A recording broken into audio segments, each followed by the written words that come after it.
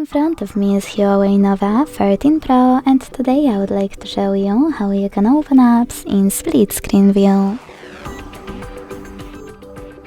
Begin by selecting an app you wish to use in this view and launching it in the background.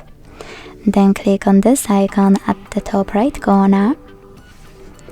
And when your first app is opened in pop-up view, click on the second one.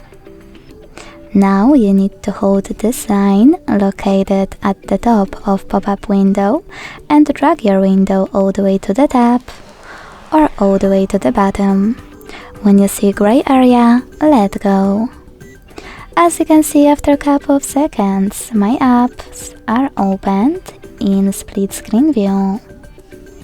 If you wish to go back to standard view of one of them, you can slide one all the way up or all the way down.